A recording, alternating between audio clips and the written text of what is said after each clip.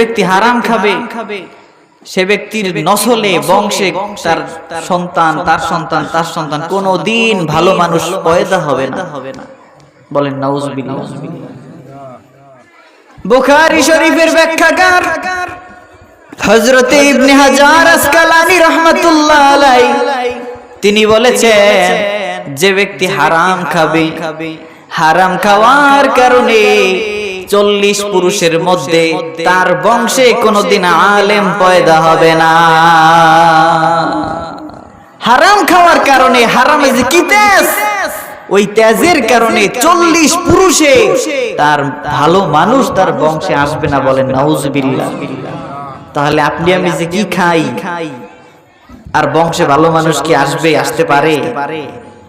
এখন কথা হচ্ছে ভালো মানুষ লাগবে কি? আমি তো মারা যাইতেছি 5-10 বছরের মধ্যে, এরপরে ওরা যাই হরে হরুক না হরে না হরুক কি?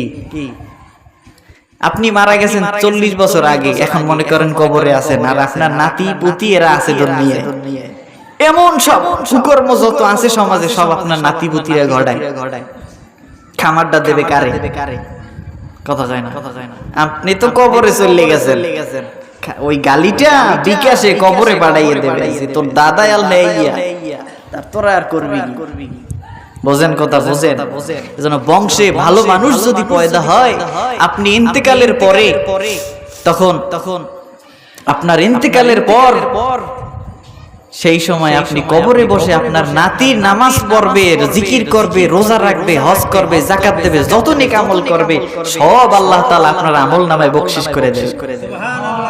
তাহলে বংশ পরবর্তী যারা আসবে এটা গুরুত্বপূর্ণ কিনা? কথা বলেন না কেন?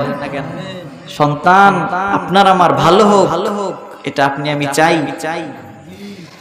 আল্লাহর নবী বলেন, ও মুআজ, 2 নাম্বার শ্রেণী যারা দুনিয়ায় হারাম ভক্ষণ করবে, কিয়ামতের ময়দানে আল্লাহ রাব্বুল আলামিন তাদেরকে শুকরের চেহারা বানাইয়া আল্লাহ তাআলা হাজির করবে।